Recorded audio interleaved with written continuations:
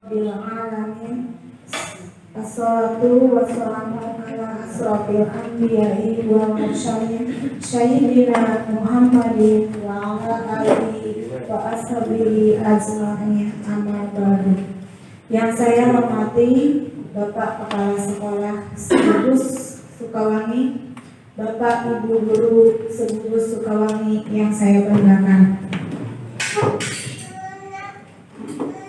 Yang pertama, marilah kita panjatkan puji dan syukur kehadirat Ilahi Robbi bahwa hari ini kita dapat berkumpul di acara aksi nyata calon guru penggerak Angkatan 7 yang diselenggarakan di Gugus 5 Sukawangi. Alhamdulillah kita bisa berkumpul pada hari ini atas nikmat dan karunia Allah Subhanahu wa Ta'ala. Selaku pembawa acara, saya akan membawakan susunan acara, diantaranya yaitu 1. Pembukaan, 2. Sambutan, 3. Acara inti, dan yang terakhir keempat adalah penutupan. Untuk mempersingkat waktu, mari kita buka acara ini dengan membacakan basmalah bersama-sama. Bismillahirrahmanirrahim. Alhamdulillah, acara sudah dibuka. Semoga lancar acaranya, amin ya rabbal alamin. Acara berikutnya yaitu sambutan dari Bapak Kepala Sekolah yang akan dibawakan oleh Bapak Acep Habib SPD MPD. Waktu dan tempat kami persilahkan.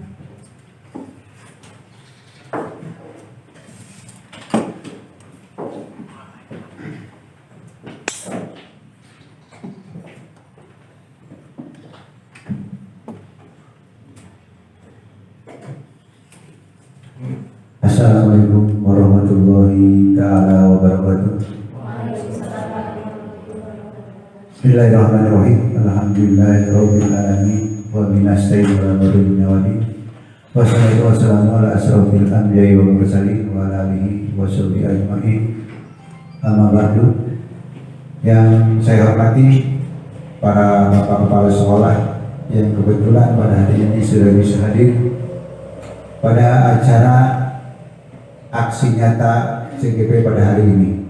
Kemudian yang saya hormati pula para calon guru penggerak yang pada hari ini khusus untuk Kecamatan Sukamakmur yang berjumlah 6 orang.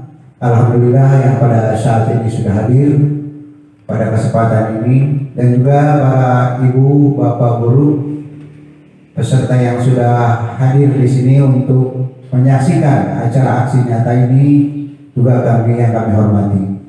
Alhamdulillah kita semua panjatkan puji dan syukur kehadirat Allah Subhanahu wa Ta'ala. Juga tak lupa salawat serta salamnya semoga disampaikan kepada Bani Alam Habibana wa Nabiyana Muhammad sallallahu alaihi wasallam kepada kita semua nanti sampai dari kiamat. Amin ya Allah ya rabbal alamin. Alhamdulillah pada kegiatan ini yang pertama-tama kami mengucapkan terima kasih kepada segenap yang sudah mendukung terselenggaranya acara ini sehingga dapat dilaksanakan aksi nyata ini yang bertempat di SD Arca. Kemudian juga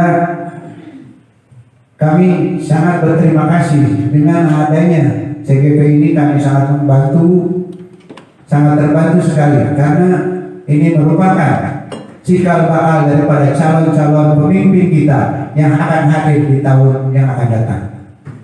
Karena salah satu syarat untuk menjadi pemimpin adalah sekarang harus mengikuti program calon guru penggerak.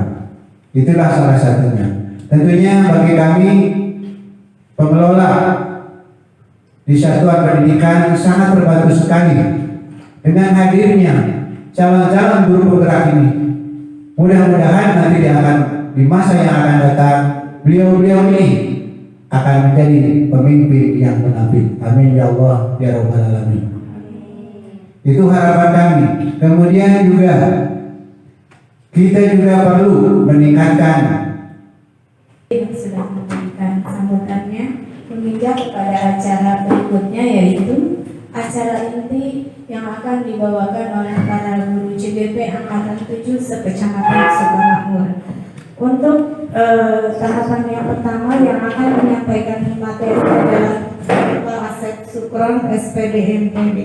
Waktu dan tempat kami persilahkan. Saya bisa dulu ya. Baik, terima kasih.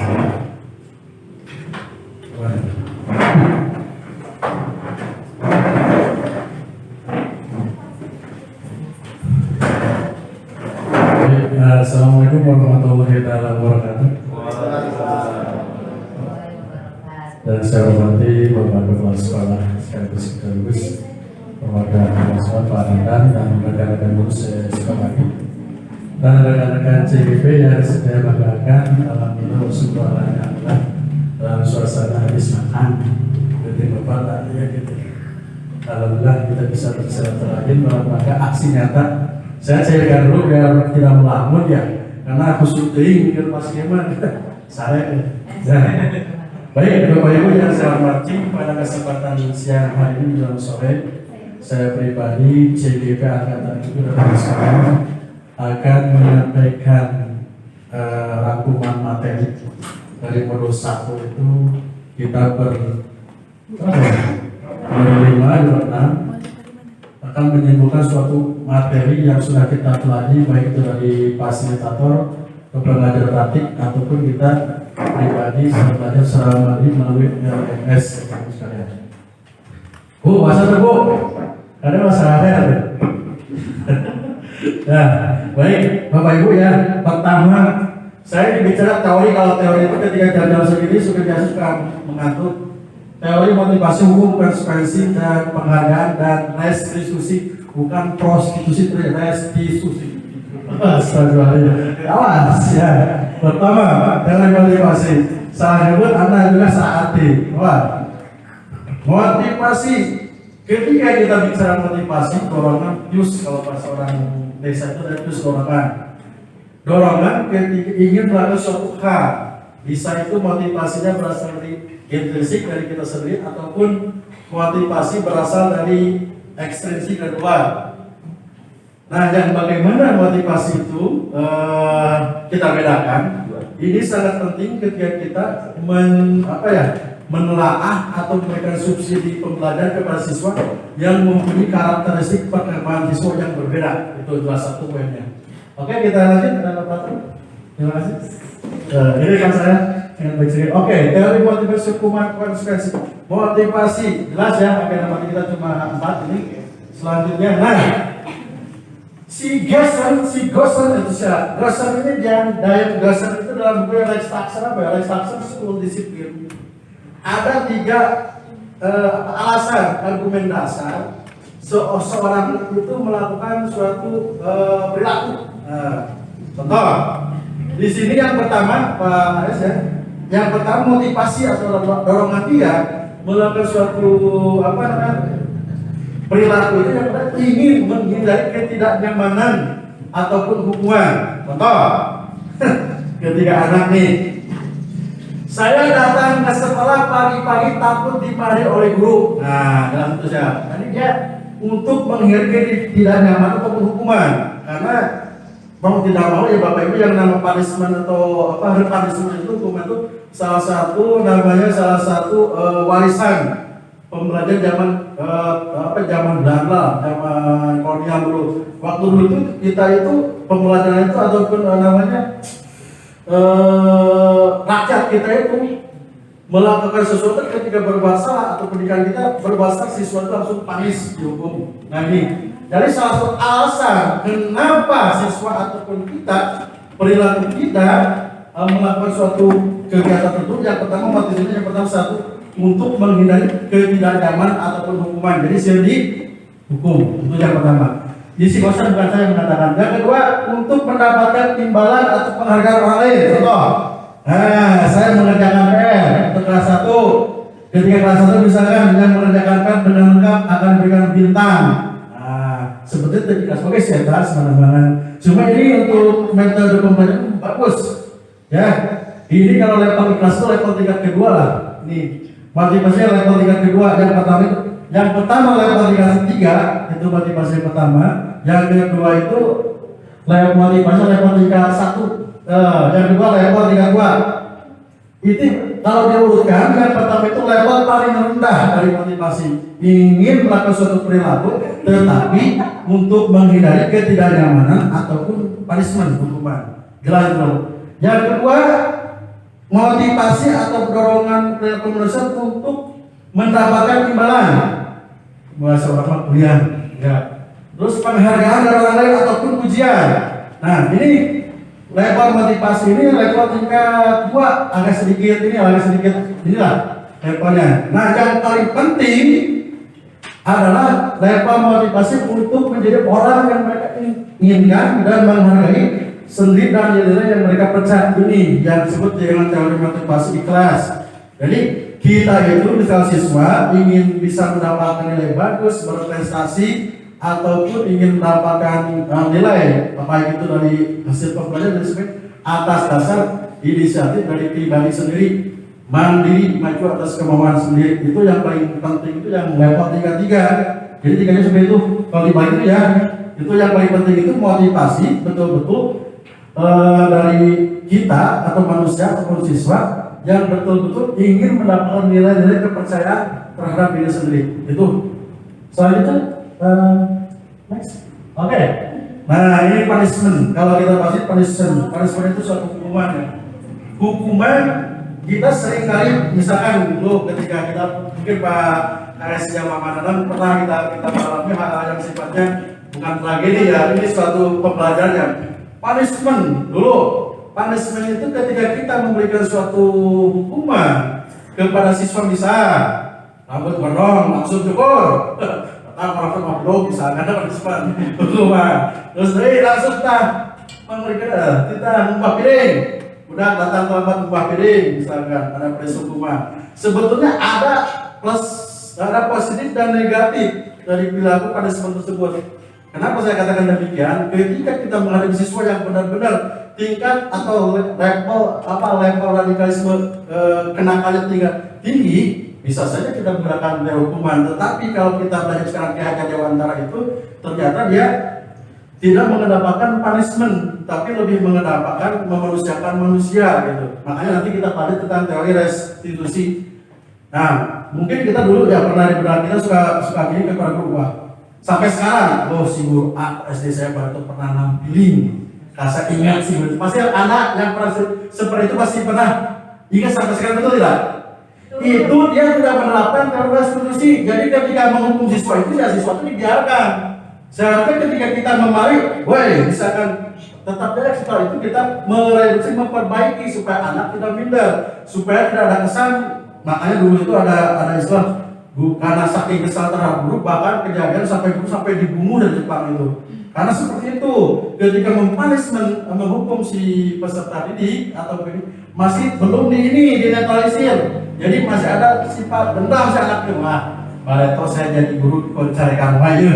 Akhirnya disini dilawan musuh itu akhirnya kita.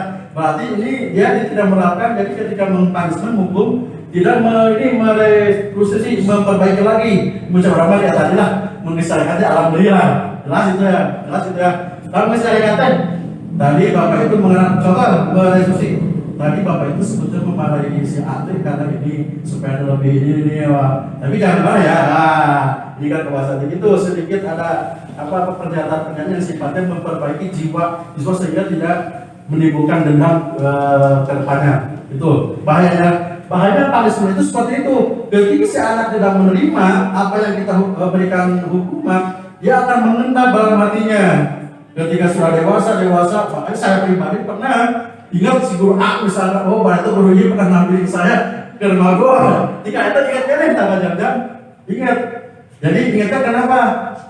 Karena tadi itu kita itu tidak merestitusi, memperbaiki kejadian sehingga si anak tidak minder, dihargai juga. Tapi kita memberikan hukum juga, ada pembelajaran.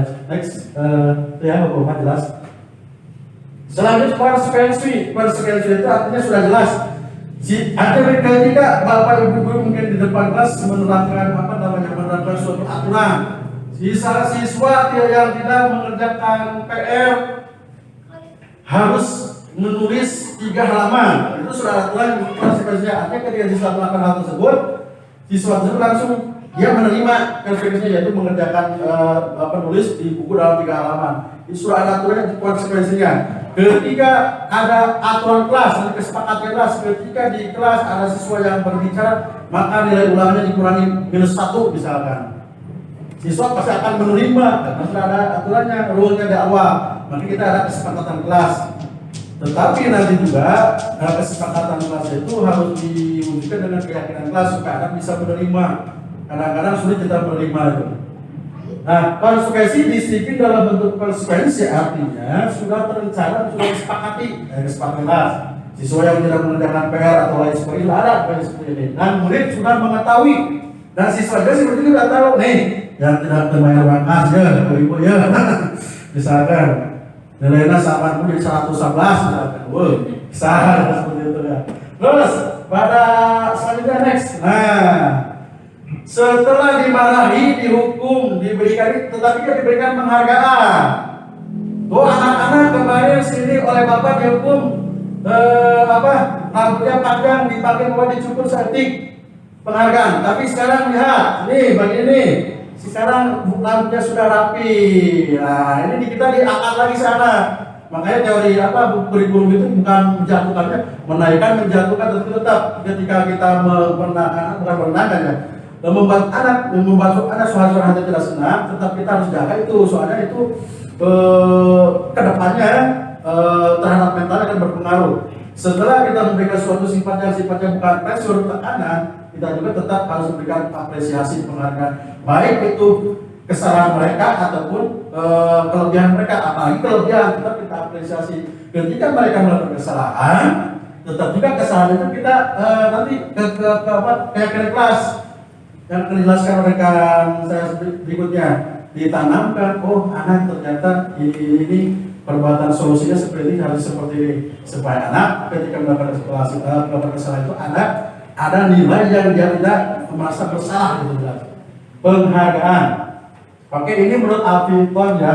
Nah, ini yang paling penting itu Bapak Ibu, ilmu restitusi.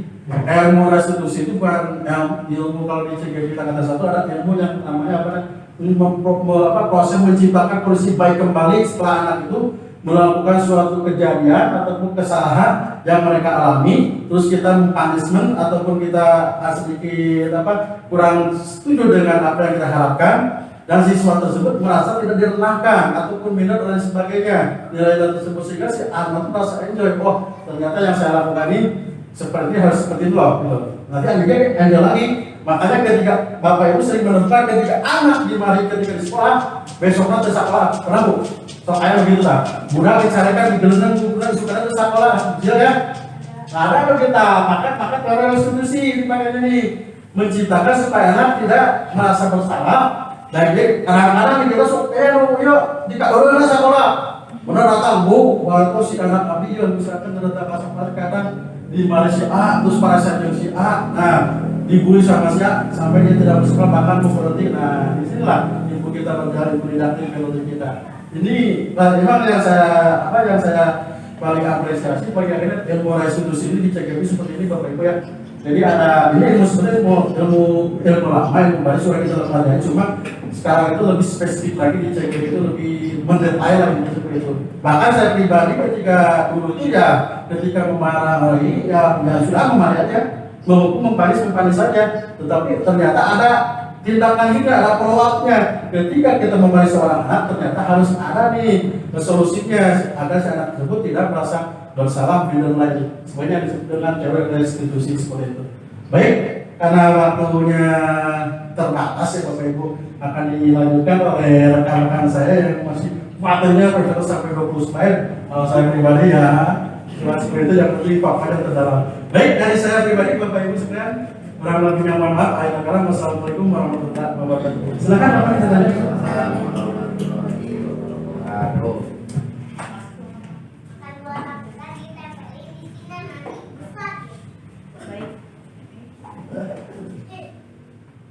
Ya baik, terima kasih untuk Pak Asep atas paparan berbagi ilmunya ya, semoga bermanfaat kita semua, amin ya rabbal alamin.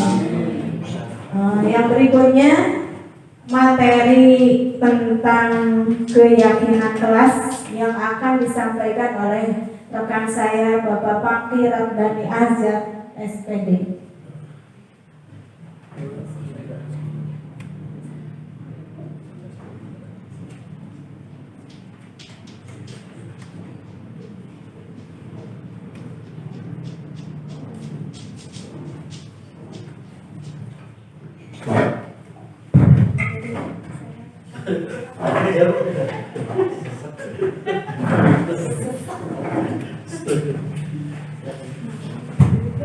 Assalamualaikum warahmatullahi wabarakatuh. Ya, kalau Ibu kita lanjutkan materinya. Ini sebenarnya materi ketiga, tapi sangat menyambung lagi dengan apa yang disampaikan oleh Mas Ketua tadi, itu tentang budaya positif, yaitu keyakinan kelas.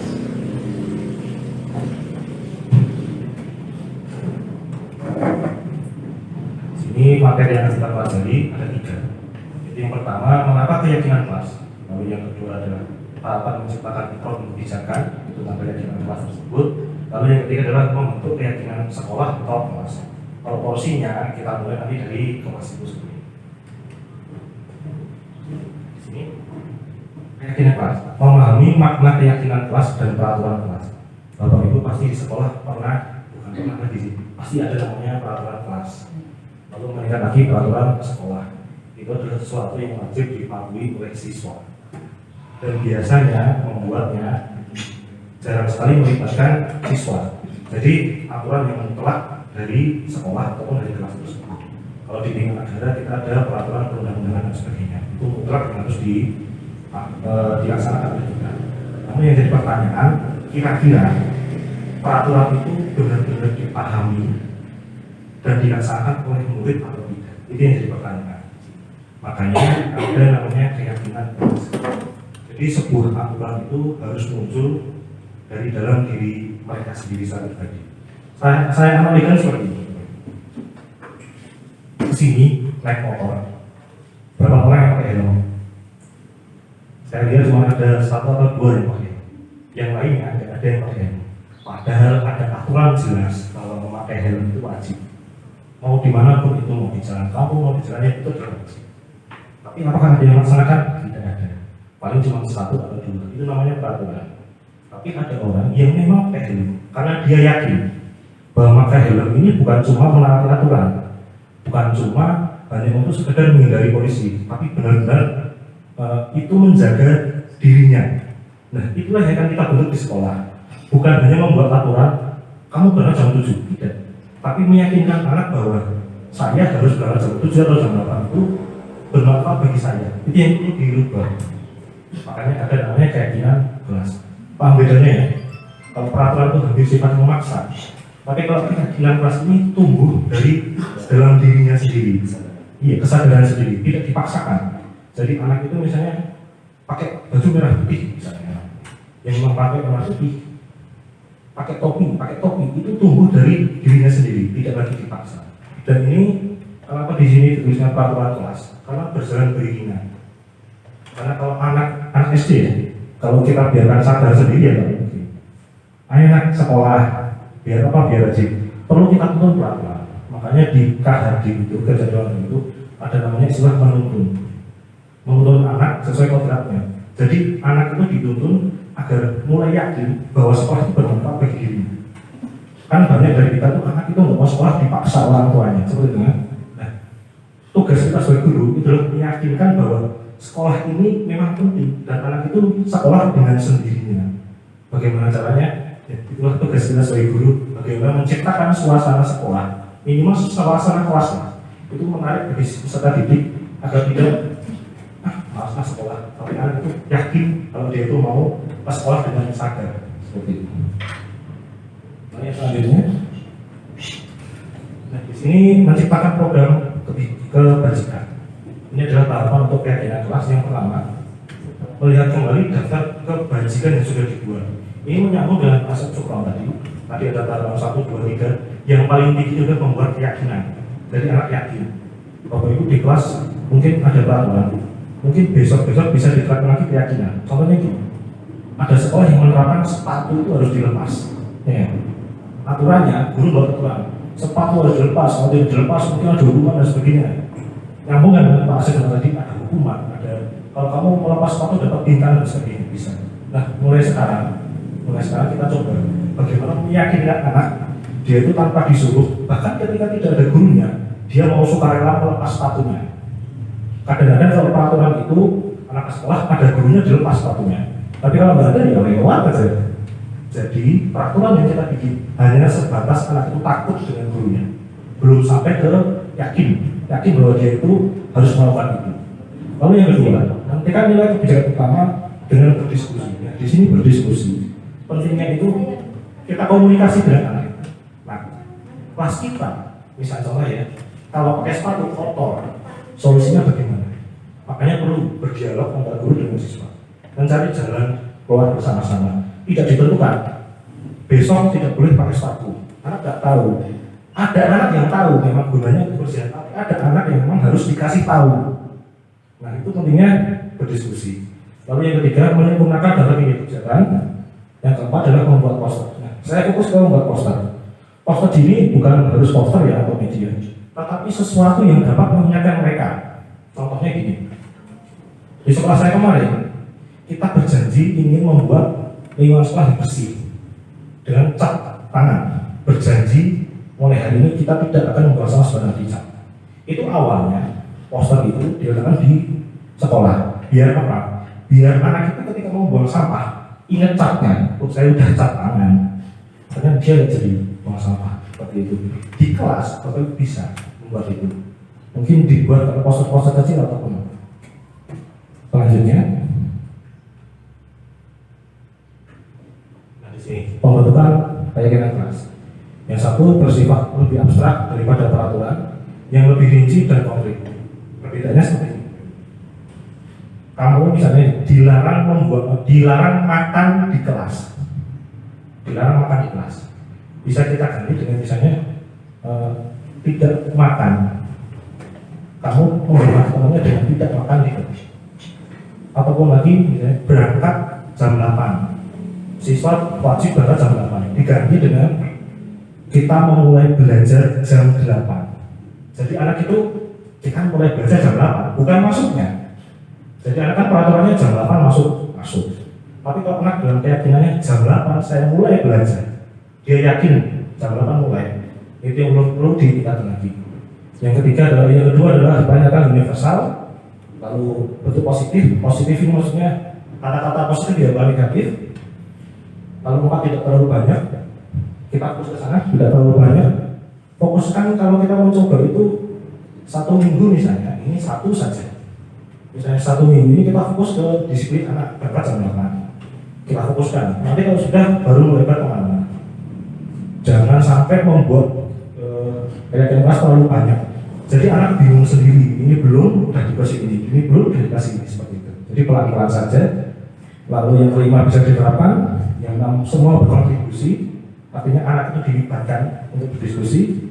Yang 7 keyakinan kelas dari waktu-waktu. Ini nyambung ke yang tidak terlalu banyak. Jadi jangan langsung 1 minggu ini disuruh keyakinan kelas, kebersihan, kedisiplinan, tidak ramai, tidak benar-benar lain sebagainya. Tapi 1 minggu bisa 1 saja. Yang penting anak fokus membuat 1 keyakinan kelas saja. Seperti itu.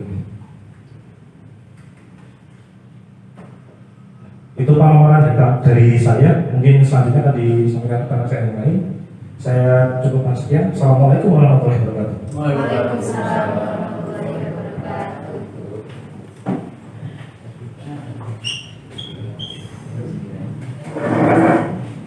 Paparan berikutnya akan disampaikan oleh Pak Guru. Waktu dan tempat kami persilahkan. Assalamualaikum warahmatullahi wabarakatuh. Perkenalan dulu, mungkin banyak yang belum kenal dengan saya. Nama saya Arif Basuki, saya dari SD Negeri Menteng.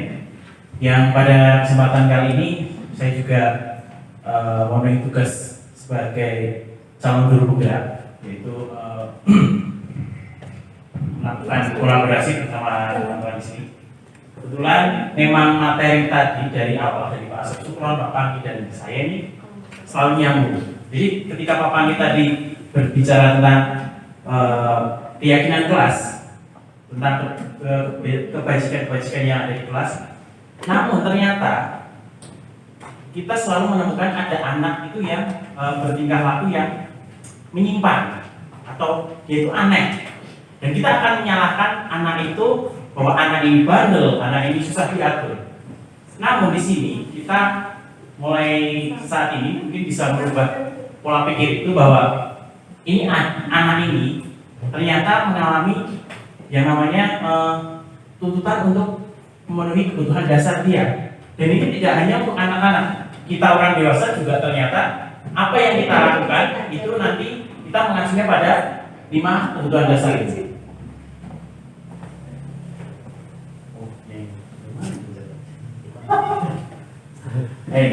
Jadi seluruh tindakan manusia memiliki tujuan tertentu. Semua yang kita lakukan adalah usaha terbaik kita untuk mendapatkan apa yang kita inginkan. Ketika kita mendapatkan apa yang kita inginkan, sebetulnya saat itu kita sedang memenuhi satu atau lebih dari kebutuhan dasar kita. Yang pertama itu kebutuhan yang paling dasar itu adalah bertahan hidup. Kita akan melakukan segala cara agar kita bertahan hidup. Nah, bertahan hidup ini ada apa aja nanti kita bahas. Yang kedua kemudian adalah kasih sayang dan rasa diterima. Ketiga, kebebasan. Keempat, kesenangan. Kemudian yang terakhir adalah penguasaan. Nah, 5 kebutuhan dasar ini kalau kita baca dari beberapa sumber itu akan berbeda-beda. Namun di sini di CGB ini mengambil dari Dr. William Bresser.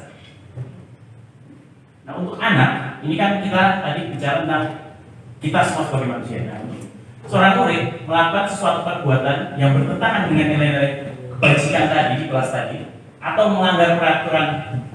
Hal itu sebenarnya dikarenakan mereka gagal memenuhi kebutuhan dasar mereka. Yang dimana sebenarnya kalau kita telisik lagi, berarti kita sebagai guru itu tidak berhasil memenuhi kebutuhan mereka.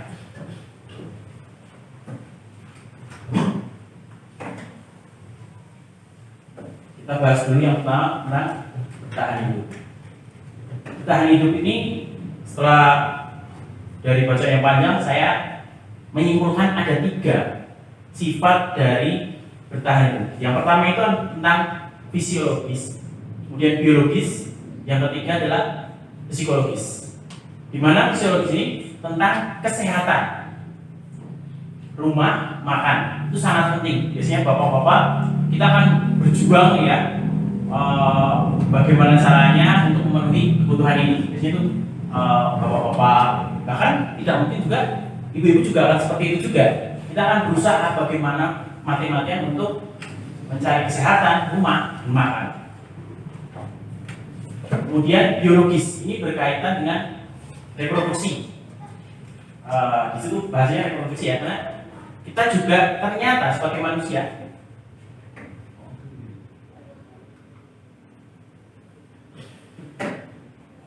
yang bertahan hidup.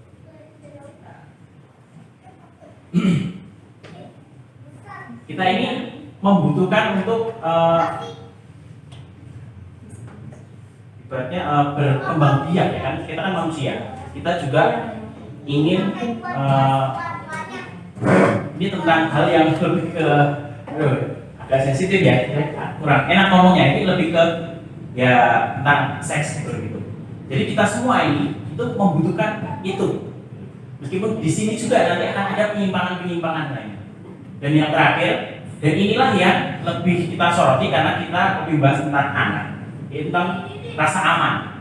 Jadi anak itu biasanya kalau kelas 1 ini yang saya perhatikan, anak kelas 1 ketika baru masuk ke sekolah dasar, anak itu akan merasa tidak nyaman.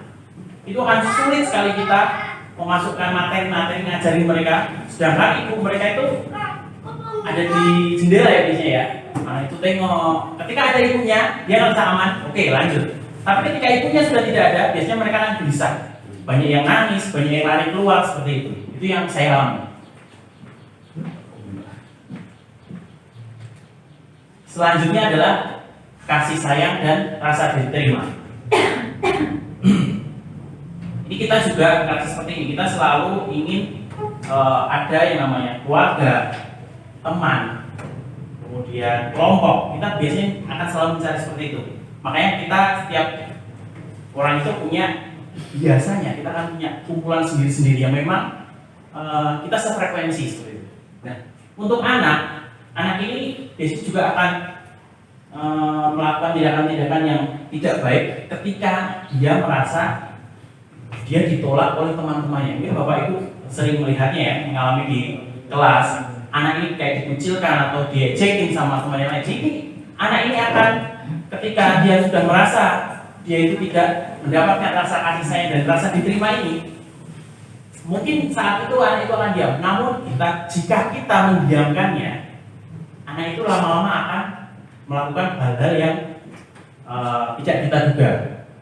Banyak kejadian di Amerika, tiba-tiba seorang pelajar karena merasa dia ibaratnya dibully, dia akan membawa senjata dan menembak di dalam kelas. Itu sering kita lihat di beritanya. Kemudian tentang kebebasan di sini. Kebutuhan kebebasan adalah kebutuhan akan kemandirian, otonomi, memilih pilihan dan mampu mengendalikan arah hidup seseorang. Anak-anak yang kebutuhan kebebasannya tinggi itu mengingat pilihan, mereka perlu banyak bergerak, mencoba, tidak terlalu terpengaruh oleh orang lain dan senang mencoba hal baru dan menarik. Jadi kalau kita lihat kembali ke kelas kita, itu banyak anak yang kadang mereka itu susah diatur.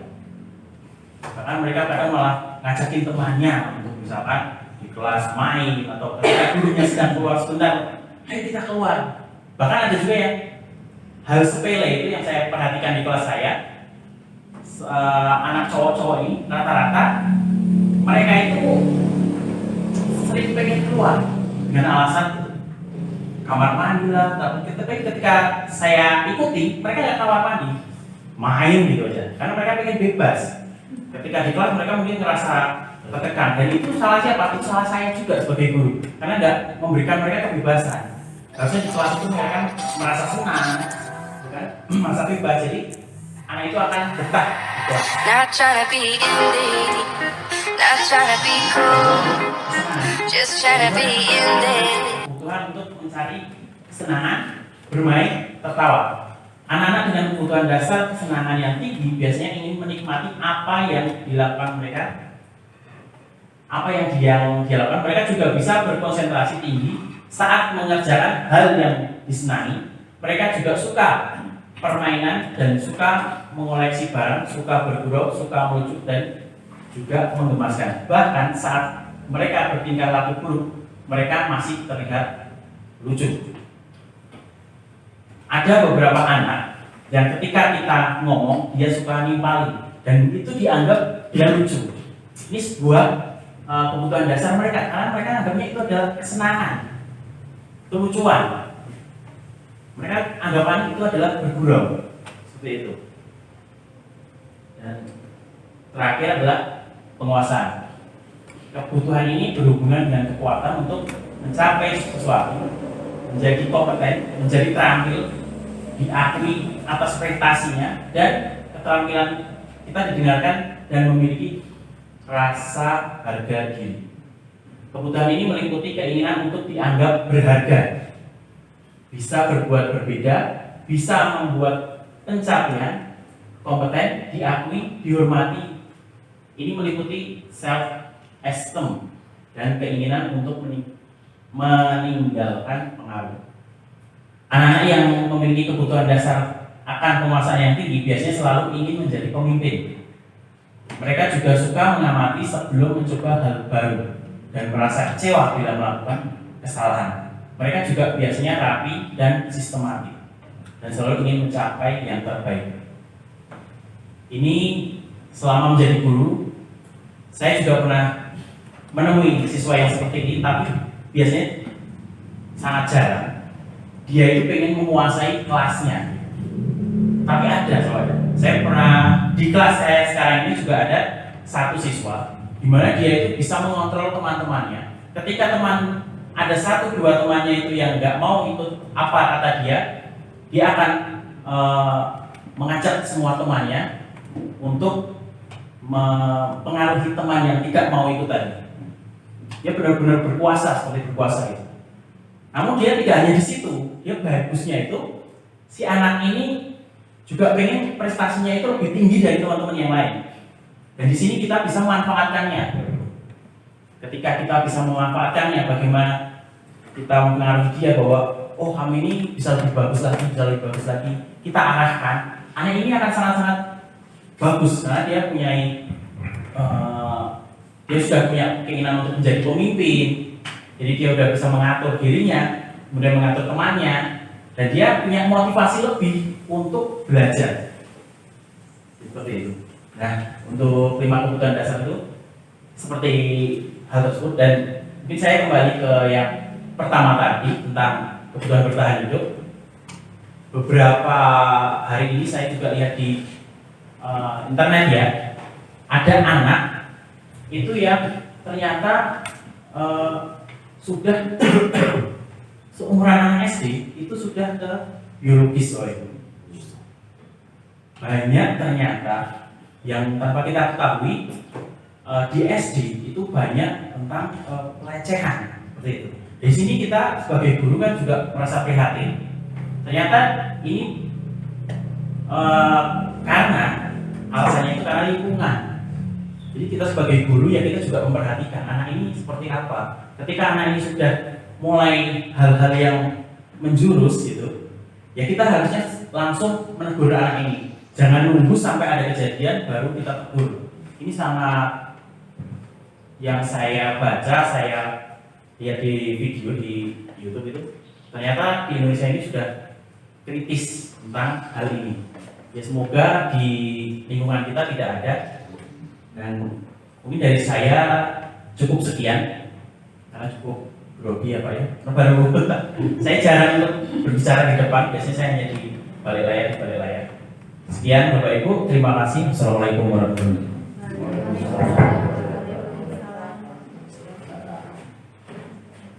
Baik, terima kasih untuk Pak Arif Teguh Basuki yang sudah memaparkan materinya dengan begitu jelas, dan yang sekarang adalah ya saya sendiri yang akan memaparkan materinya.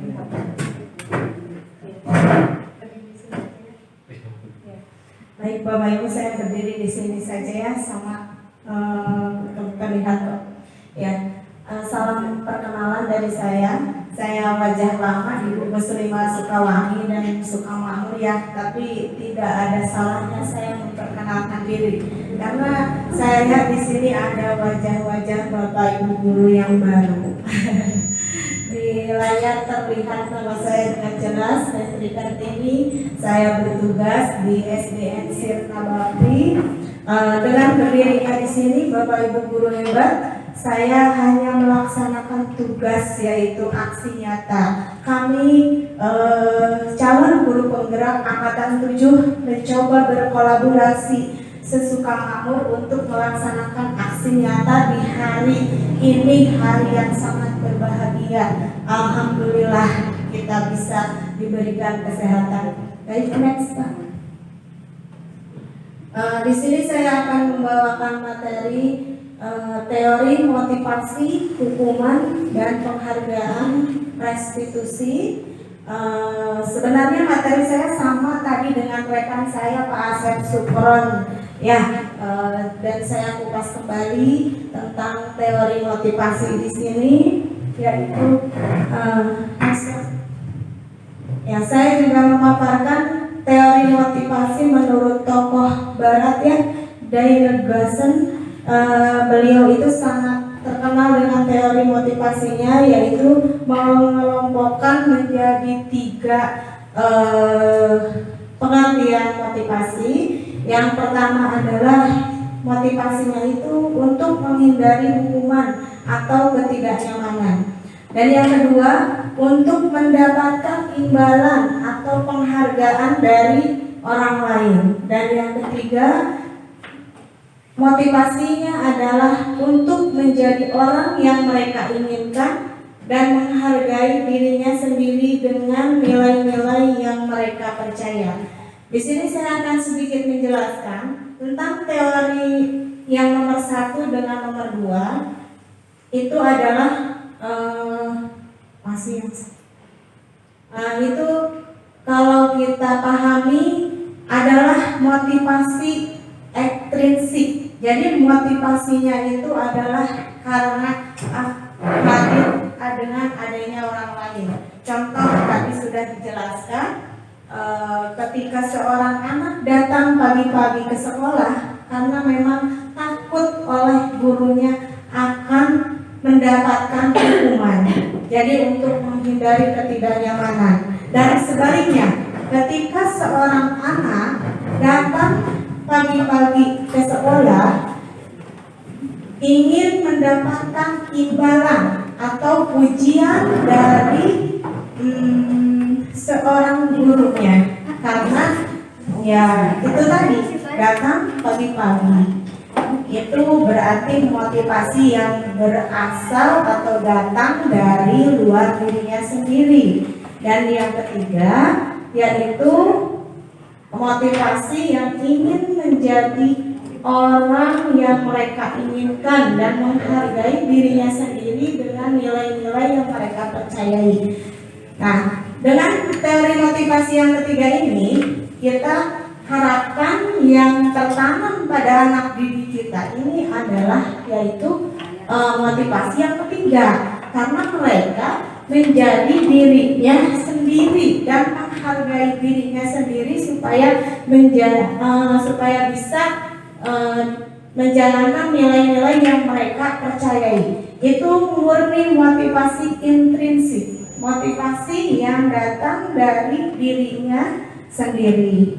Dan yang perlu kita kembangkan selaku pendidik kepada anak didik kita itu adalah yang nomor 3. Kita harus mengembangkan, memunculkan motivasi anak didik kita dengan nomor urutan yang ketiga. Baik.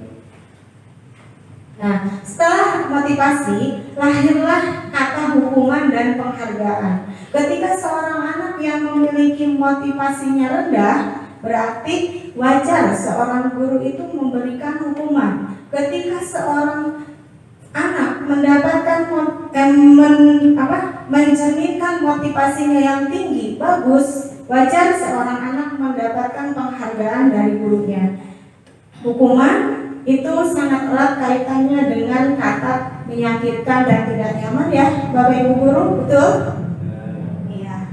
Dan penghargaan itu sangat erat kaitannya dengan hal yang menyenangkan dan terasa nyaman. Pastinya seperti itu. Dan yang harus kita hindari sebenarnya di sini adalah harus jangan seringkali memberikan hukuman. Sebaiknya kita memberikan penghargaan saja kepada diri kita. Nah, di sini saya akan memaparkan sedikit kasus yang ditemukan di sekolah saya ya, tentang hukuman. Di sini saya menuliskan Dani kurang menguasai pelajaran matematika, sehingga pada saat pelajaran tersebut berlangsung, dia lebih banyak berdiam diri. Ini sangat familiar ya. Di tingkat SD pelajaran matematika memang betul tidak banyak peminatnya, betul tidak Bapak Ibu guru? Iya. Dan saya di sini menuliskan tokohnya pun teman rekan saya SD, Pak Nanang. Ya, di SD saya kebetulan beliau adalah guru yang terkenal killer. Tapi saya sedikit senang dengan beliau. Ketika datang ke kelas 1, ke kelas saya Pak Nanang berdiri, anak saya langsung bisa diam, langsung bisa jempling. Tapi oleh saya gurunya udah dikasih tepuk diam atau ada lagi ribet-ribet yang lainnya, tetap anak kelas 1 itu memang aktivitasnya sangat tinggi di dalam kelas. Baik, kembali ke kasusnya. Pak Nanang menanyakan pertanyaan kepada Dani dan Dani menjadi gugup dan tiba-tiba menjadi gagap pada saat berupaya menjawab. Seluruh kelas pun tertawa melihat perilaku Dani yang bicara tergagap dan terkejut tersebut. Pak Nanang pada saat itu membiarkan teman-teman Dani menertawakan Dani yang tergagap dan malu luar biasa, dan malahan meminta Dani untuk maju ke depan kelas dan berdiri di depan kelas sambil menunduk karena tidak bisa menjawab pertanyaan tidak bisa menjawab pertanyaan dari penerang. Kelas pun semakin gaduh. Nah, itu kasus yang biasa kita temui di kelas. Betul tidak Bapak Ibu? Iya. Sebenarnya ada pertanyaan di sini. Setuju tidak dengan tindakan Pak Nanang terhadap Dani itu? Berarti tepuk tangan untuk Bapak Ibu guru hebat. Kalau tidak, ya memang tugas kita sebagai pendidik adalah bukan mau memalukan anak didik kita. Betul? Betul. Iya. Apapun mereka bisa atau tidak bisa, tetap kita hargai mereka karena mereka adalah sebagai manusia yang merdeka. Tadi sudah dibahas oleh rekan saya Pak Pangki bahwa pendidik itu adalah tugasnya menuntun. Pendidik itu bukan memaksa mereka harus bisa A sampai Z, tapi kita harus menuntun kodrat anak. Jadi kita menerima apa yang mereka bisa dan kita memfasilitasi bisa mereka itu bisa menjadi manusia yang lebih hebat dengan bimbingan dan tuntunan gurunya. Baik, next Pak. Nah, di sini kita beralih kepada materi yang berikutnya yaitu tentang penghargaan. Nah, di sini penghargaan, di sini saya mendapatkan pengertian menjadi agak banyak ya, pengaruh jangka panjang dan jangka pendeknya. Kemudian penghargaan itu adalah dianggap tidak efektif, penghargaan bisa merusak hubungan, penghargaan mengurangi ketepatan, penghargaan menurunkan kualitas, penghargaan mematikan kreativitas, penghargaan itu menghukum dan motivasi dari dalam diri. Baik, saya jelaskan di sini mengenai penghargaan kenapa dikatakan tidak efektif. Tadi kembali ke teori motivasi yang nomor 1 dan nomor 2. Motivasinya berasal dari orang lain. Padahal kita mengharapkan motivasi yang lahir yang bagus itu adalah lahir dari diri sendiri. Jadi di sini dikatakanlah bahwa penghargaan itu adalah tidak efektif. Kemudian penghargaan itu sebenarnya mematikan kreativitas. Ini teralami oleh diri saya sendiri ketika dimutasikan mendapatkan kepala sekolah baru, istilahnya punya babeh baru. Jadi anak baru harus seperti apa? Jadi saya seolah-olah ingin mendapatkan penghargaan dari kepala sekolah saya yang baru itu. Padahal itu sebenarnya mematikan kreativitas. Karena kenapa? Yang bagus adalah bukan karena kepala sekolah baru atau kepala sekolah lama, betul tidak? Nah, kita ketika menjalankan tugas adalah harus dari hati, tidak muncul karena kepala sekolah. Jadi kita kapanpun, dimanapun itu tetap kita harus berkreativitas. Baik, next Pak. Yang berikutnya adalah dari hukuman itu muncul konsekuensi dan kemudian muncul restitusi. Di sini saya tuliskan bahwa hukuman itu adalah bersifat tidak rencana karena datangnya tiba-tiba. Kemudian bersifat satu arah berupa fisik atau psikis. Baik, saya jelaskan tentang hukuman. Memang hukuman itu adalah tidak terencana. Saya alami sendiri ketika di kelas melihat anak seharusnya tidak mengatakan nakal, tapi baiknya kita katakan banyak akal. Nah, dengan sabar kita mengatakan anak yang banyak akal. Tapi ketika kita emosi di luar naluri kita, akhirnya kita mengatakan bahwa anak itu adalah nakal. Berarti kita tiba-tiba sontak marah, betul? Nah, jadi hukuman itu lahirnya bersifat tidak terencana karena secara tiba-tiba. Kemudian bersifat satu arah. Yang marah siapa Pak Bu? Ketika ada kasus anak yang banyak akal itu, ya, betul, guru ya. Itu bersifat satu arah, berarti dari guru saja kan reaksinya. Kemudian berupa fisik dan atau psikis.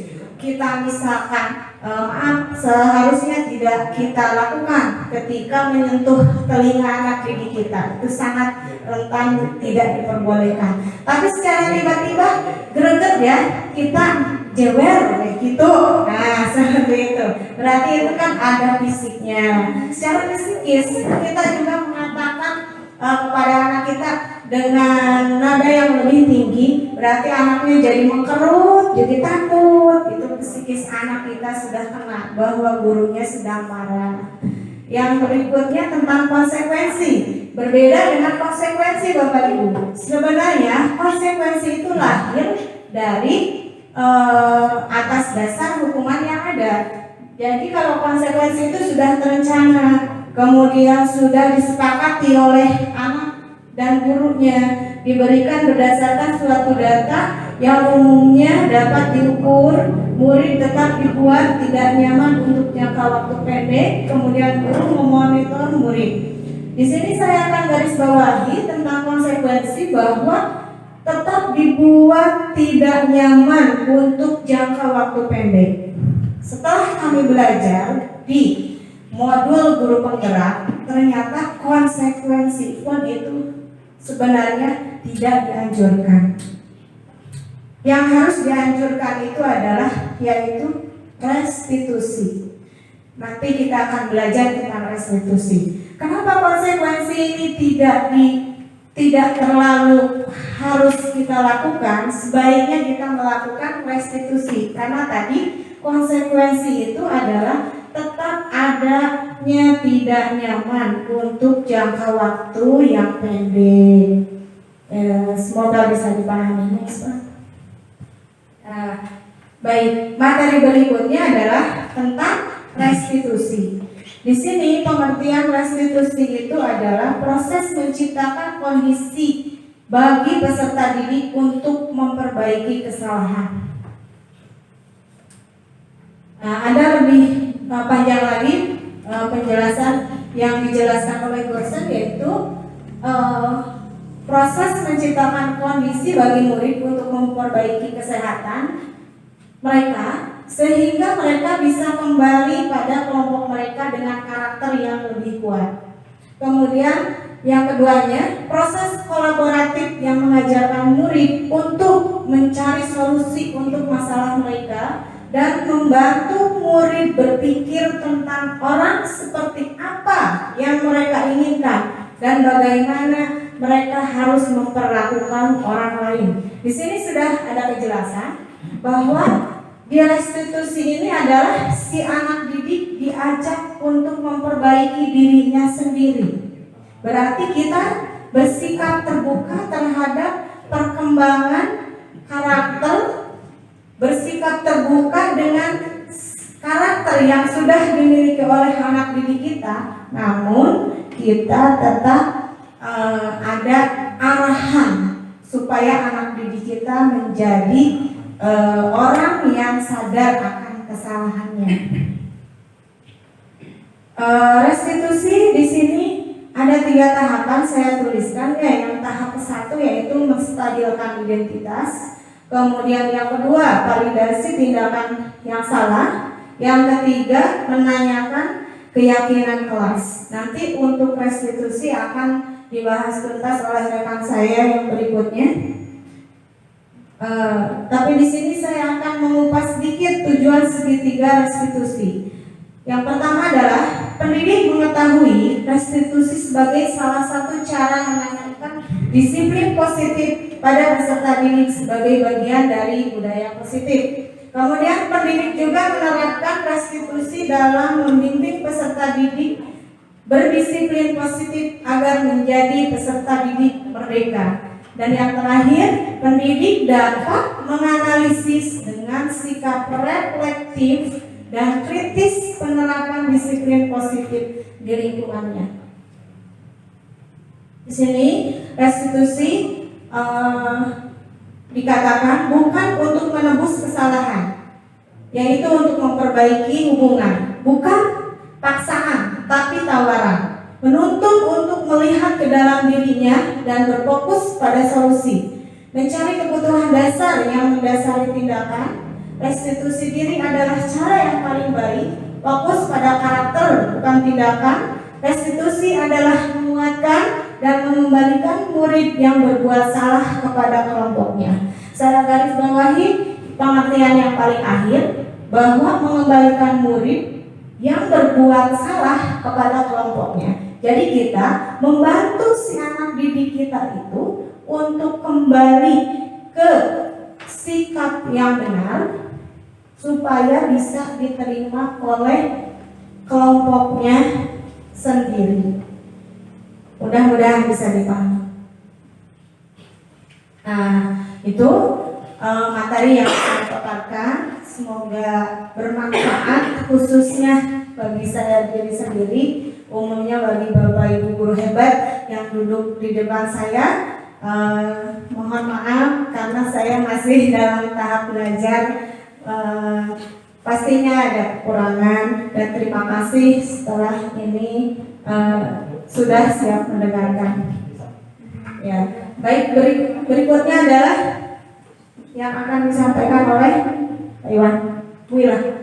Ya, baik, Bu Ila. Waktu dan tempat kami persilakan.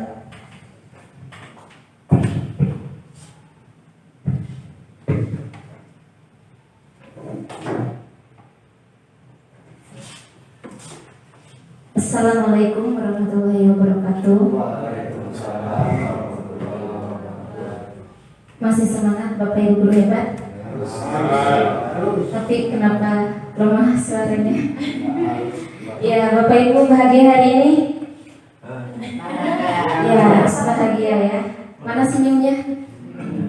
Ya, saya setiap mau mengajar pada peserta didik. Kalau pagi saya ingin melihat senyum peserta didik gitu. Kalau datang belajar bahagia itu otak juga siap menerima ya. Terima kasih. Saya di sini akan menyampaikan materi masih lanjutan dari materi-materi sebelumnya karena materi ini berjenjang ya untuk disiplin positif. Tadi kita sudah belajar tentang nilai-nilai kebajikan universal, kemudian teori motivasi, hukuman, restitusi, kemudian 5 kebutuhan dasar manusia. Dan sekarang saya akan menyampaikan suatu program disiplin positif yang berpusat pada murid yang dikembangkan oleh Dian Gosen dengan pendekatan restitusi yang disebut dengan apa Pak? Judulnya Bu? 5 posisi kontrol. Iya, 5 posisi kontrol. Kenapa kita harus mempelajari materi ini? Ini kenapa penting? Ini berkaitan dengan ketika Bapak Ibu mendisiplinkan peserta didik yang melanggar suatu peraturan atau keyakinan kelas atau tata tertib sekolah, itu di manakah posisi kita sebagai pendidik atau sebagai guru? Nah, ini ada 5. Yang pertama, posisi sebagai penghukum. Yang kedua, sebagai pembuat merasa bersalah. Yang ketiga, posisi sebagai teman. Yang keempat, sebagai pemantau. Dan yang terakhir adalah sebagai manajer. Kalau tadi kan lebih banyak contoh-contoh peserta didiknya ya yang melakukan pelanggaran-pelanggaran. Nah, bagaimana posisi guru ketika menangani peserta didik yang melakukan pelanggaran terhadap disiplin positif di sekolah itu? Gimana kan posisi kita? Mungkin selama ini Bapak Ibu guru juga pernah menangani peserta didik, tapi tidak sadar Bapak Ibu itu berada di posisi yang mana. Apakah pernah di posisi penghukum? Kalau ini saya rasa semua pasti pernah ya. Nah, kalau apakah pada posisi pembuat rasa bersalah ataukah pada posisi manajer? Ini yang akan dicapai ini pada materi restitusi sebenarnya itu harus mencapai level manajer. Ini yang paling bagus. Nah, posisi yang pertama yaitu sebagai penghukum. Nah, seorang penghukum ini bisa menggunakan hukuman fisik seperti tadi, misalkan menjewer telinga atau memukul. Mungkin kalau zaman sekarang sudah berkurang ya untuk hukuman-hukuman yang bersifat fisik karena itu menyakiti peserta didik secara langsung. Tapi kadang kita tidak menyakiti peserta didik secara fisik, tapi menyakitinya secara verbal, misalkan dengan kata-kata kasar, mengata-ngatai peserta didik bodoh, kemudian nakal, seperti itu ya. Penghukum mengatakan bahwa sekolah memerlukan sistem atau alat yang dapat lebih menekan murid-murid lebih dalam lagi. Biasanya seorang guru pada posisi ini dia egois ya. Jadi merasa hanya dirinya yang benar, merasa dirinya yang harus diikuti, yang harus ditaati oleh peserta didik. Biasanya kalimat-kalimat yang digunakan oleh guru yang ada pada posisi penghukum, patuhi aturan saya, awas, jadi ada ancaman. Atau pakai bahasa tubuh sambil berkaca pinggang, matanya melotot. Serem kan ya? Ya, masih suka seperti itu? Kejadian kemarin, walaupun misalkan saya sendiri sudah sebagai CGP, kadang-kadang secara spontanitas melaksanakan pada posisi ini, karena kebanyakan, misalkan kemarin hari Senin upacara, kebagian kelas berapa, misalkan kelas 5 atau kelas 6, tapi tidak ada anak yang mau jadi petugas upacara, siri-siri. Akhirnya saya karena lapangan ke depan kelas 5, ayo kalau tidak ada yang mau jadi petugas upacara, setelah upacara semua baris biar nama 1 jam. Kan yang salah yang petugas mau murid, mau yang petugas mau bukan, semua jadi kena hukuman. Itu spontanitas saja saya berkata demikian. Kenapa? Karena kadang mungkin kita sebagai guru kesal, kenapa tidak ada yang mau jadi petugas upacara, kadang muridnya banyak itu. Nah itu sebenarnya posisi kita saat itu sebagai penghukum secara spontanitas saja. Atau anak datang terlambat, tidak ditanya kenapa kamu datang terlambat, ujung-ujung aja disuruh berdiri di depan kelas. Hal seperti itu hasilnya apa? Akan mempermalukan peserta didik. Bisa jadi setelah misalkan peserta didik itu duduk kembali, dia coret-coret buku, coret-coret meja, bahkan karena dendam pada gurunya sudah diberi hukuman, dia nulis saya benci ibu guru, saya tidak suka ibu guru ini. Pulang sekolahnya iseng mobil atau motornya saya serempet pakai paku, atau saya pernah rem motor saya diganjal pakai batu. Ya Pak Guru ya, itu Pak Guru yang bahasanya saya bingung. Padahal saya tidak, aku mungkin iseng saja gitu ya. Mungkin kejadian seperti itu ya, itu contoh saja. Berikutnya posisi yang kedua yaitu membuat merasa bersalah. Setelah belajar CGP, jujur saya baru sadar ternyata posisi saya ini waktu mengatakan hal itu saya berada pada posisi pembuat rasa bersalah. Saking seringnya murid itu melakukan pelanggaran, saya sampai bilang begini, kamu sayang kan sih sama ibu guru? Kamu sayang tidak sama orang tua kamu? Kenapa sih kamu ini melakukan hal seperti itu? Kenapa sih kamu tuh mengganggu teman kamu? Ibu tuh capek. Pernah tidak Bapak Ibu guru berkata seperti itu? Kita pakai nada lembut, memang tidak marah, tapi nanti akibatnya apa? Peserta didik itu merasa kecewa, merasa dia tidak menyenangkan kedua orang tuanya. Bahkan pernah sebelum menjadi CGP, ketika saya di pemilihan upacara, saya bilang begini kepada peserta didik kelas tinggi yang suka menakali temannya yang kelas rendah. Kalau gitu tidak kasihan sama orang tua kamu. Orang tua kamu itu bekerja di kebun, kehujanan, kepanasan, tapi kamu ke sekolah cuman nangisin anak kelas 1, nangisin anak kelas 2. Nah, posisi saya sebenarnya setelah saya belajar modul guru penggerak ini, oh ternyata saya berada pada posisi sebagai pembuat merasa bersalah. Jadi murid itu memiliki penilaian buruk tentang dirinya. Dia mengecewakan orang-orang yang disayanginya, seperti itu. Posisi yang ketiga adalah sebagai teman. Nah, ini barangkali Bapak Ibu guru juga pernah menjadi guru dengan posisi seperti ini. Jadi sangat akrab dengan peserta didik. Biasanya ini guru-guru kelas tinggi ya, seperti itu. Nah ini juga sebenarnya nanti berakibatnya apa pada peserta didik. Jadi peserta didik itu hanya tergantung pada guru itu. Suatu waktu misalkan guru itu tidak masuk, diganti oleh yang lain. Kadang-kadang peserta didik itu tidak menghormati guru lain yang masuk ke dalam kelasnya. Pernah tidak merasakan hal seperti itu? Pernah ya. Nah itu mungkin salah satu efek ketika kita mendisiplinkan peserta didik dengan posisi teman. Kadang misalkan ada murid tidak mengerjakan PR. Kenapa sih kamu tidak mengerjakan PR? Lupa bu. Memang kita tidak marah, tapi ya sudah sekarang kamu duduk. Kenapa kamu tidak mengerjakan PR? Tidak bisa bu, tidak mengerti bu, tidak ada yang bisa ditanya di rumah bu.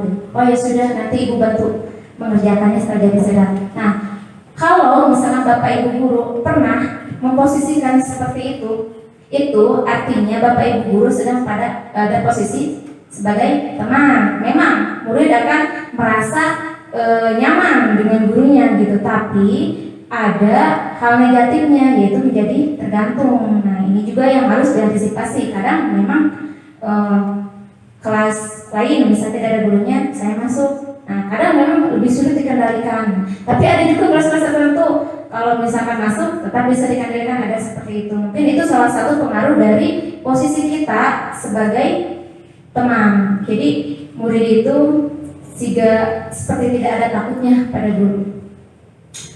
Yang selanjutnya yaitu posisi guru sebagai pemantau. Ini lebih baik. Kalau memantau itu kan mengawasi ya. Ketika kita mengawasi, kita bertanggung jawab terhadap orang-orang yang kita awasi. Artinya kita bertanggung jawab terhadap peserta didik kita. Posisi ini berkaitan dengan tata tertib kelas atau peraturan sekolah atau keyakinan kelas yang sudah disepakati bersama. Mungkin selama ini Bapak Ibu membuat tata tertib kelas, tetapi kita langsung yang membuatnya, kita yang mengerti, kita yang menentukan, tempel seperti itu di belakang gitu, tanpa kita bersepakat dengan peserta didik dengan tata tertib kelas atau keyakinan kelas kita. Kalau pada posisi manajer, kita karena posisinya mengawasi, jadi ada daftar-daftar tertentu yang kita ingat memonitoring peserta didik, apakah dia sudah melakukan hal baik atau misalkan dia melakukan pelanggaran. Nah, sebelum CDP ini semester 1 kemarin Bapak Ibu bisa lihat saya membuat daftar prestasi itu, di sana ada bintang. Tidak saya lanjutkan karena merasa itu kurang negatifnya, ada ini negatifnya. Kenapa? Ketika saya membuat tata tertib itu, kesepakatan kelas, kita juga bersama murid harus membuat konsekuensinya atau sanksi. Contoh misalkan kemarin saya baru membuat keyakinan kelas bahwa peserta didik itu datang 15 menit sebelum pembelajaran dimulai. Nah, kita buat juga konsekuensinya peserta didik itu maunya seperti apa kalau misalkan ada yang melanggar. Nah, kata mereka boleh menambah waktu belajar atau mengerjakan tugas di kelas ketika jam istirahat atau setelah pulang sekolah. Berarti kan mereka menambah waktu. Yang lain pulang dia ada sanksinya gitu ya, seperti itu. Apakah hal yang seperti itu tepat?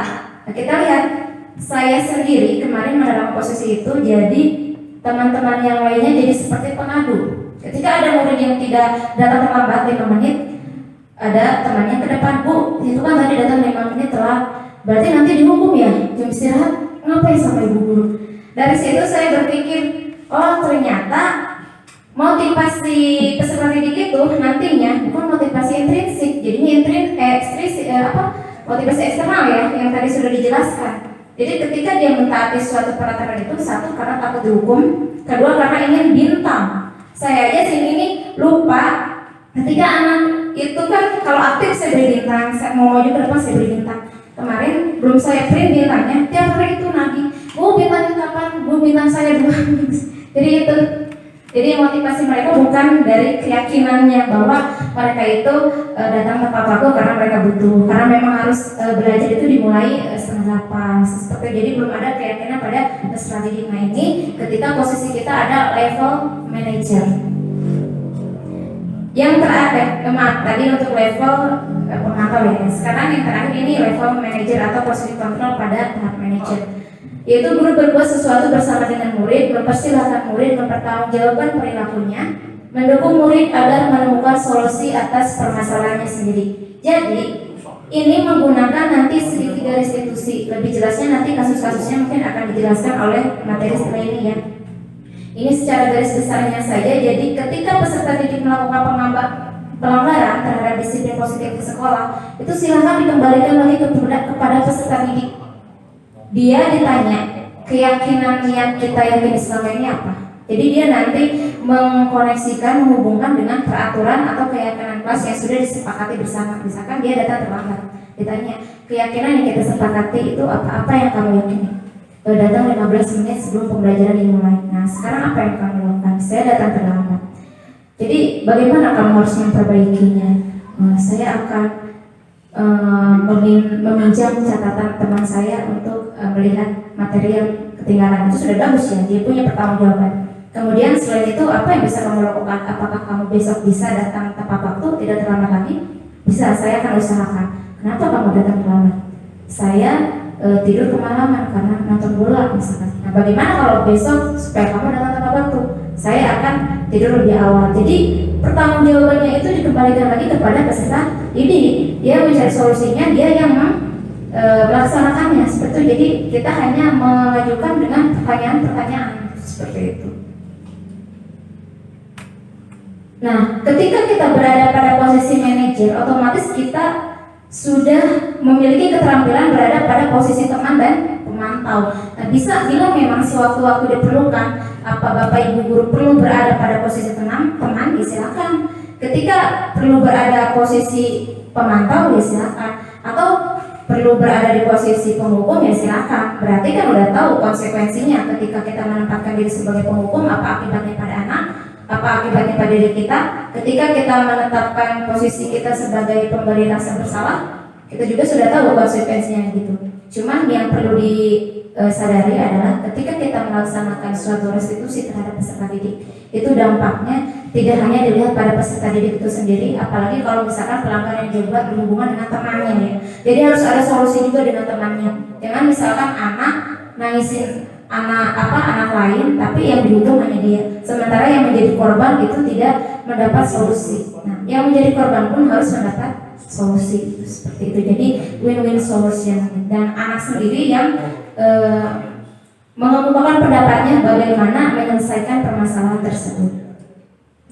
Ini ada perbedaan dari kelima posisi kontrol. Untuk posisi yang pertama, yang kedua itu jelas perilaku kontrol negatif. Itu nanti dampaknya pada peserta didik adalah identitas yang gagal.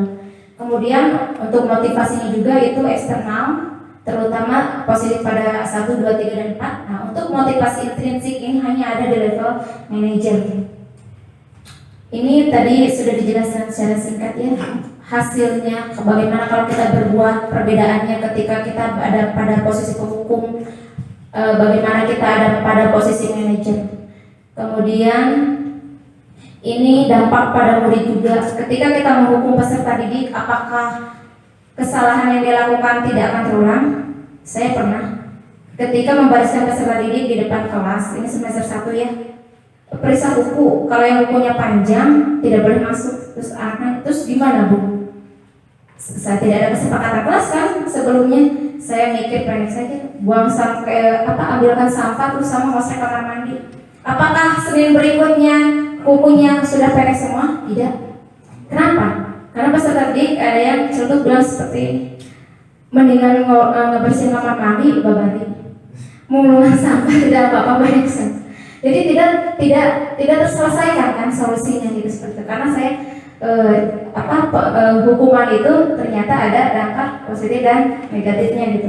Kadang kesepakatan kelas juga, keyakinan kelas yang sudah dibuat juga tidak terlalu menjadi kebiasaan namanya pada peserta didik. Kenapa? Karena hukuman-hukuman yang kita jalankan, apalagi sekarang ini tidak ada hukuman fisik, jadi peserta didik itu cuma lari keliling lapangan 5 balik mah bisa, apalagi orang macam orang gunung orang luar. Iya gitu, maksudnya anak-anaknya pada sehat-sehat, pada kuat-kuat gitu. Terus atau ngebersihin kamar mandi gitu kan, misalnya itu kan hal yang mudah gitu. Apalagi senang ke kamar mandi, kenapa? Kelasnya sudah punya sandal gitu kan. Jadi dihukum itu bukannya takut tapi malah senang. Jadi kesimpulannya, Bapak Ibu guru, tujuan akhir dari 5 posisi kontrol ini adalah untuk mencapai posisi sebagai manajer, di mana posisi inilah murid menjadi pribadi yang mandiri, merdeka, dan bertanggung jawab atas perilaku dan sikapnya, sehingga nanti pada akhirnya dapat menciptakan lingkungan sekolah yang positif, nyaman, dan aman. Sebelum ini dari saya untuk mengakhiri ini, dari kesimpulan ini, misalkan ketika kita menerapkan suatu disiplin atau peraturan sekolah kepada peserta didik, kembalikan dulu kepada diri kita, apakah kita sebagai guru sudah melaksanakannya. Contoh kecil saja, misalkan kita ingin peserta didik datang disiplin tepat waktu ya, 15 menit sebelum pembelajaran dimulai, tetapi gurunya datang tidak tepat waktu. Nah itu silakan dikembalikan kepada diri masing-masing gitu ya. Jadi jangan hanya ada tata tertib pada PAN kelas ini, itu murid harus mengikuti apa kata gurunya, tapi gurunya sendiri tidak mencirikan hal seperti itu. Ini sebagai bahan evaluasi bagi kita semua. Dari saya cukup sekian. Kalau ada kata-kata yang kurang berkenan, saya mohon maaf. Wabillahi taufiq wal hidayah. Wassalamualaikum warahmatullahi wabarakatuh.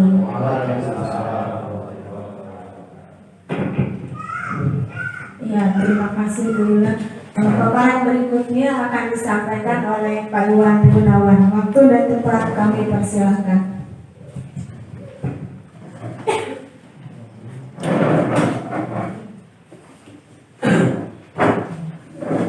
Assalamualaikum warahmatullahi wabarakatuh. Yang saya hormati Bapak Kepala Sekolah, para Kepala Sekolah, Bapak Ibu Guru hebat, Bu Guru Sukawangi.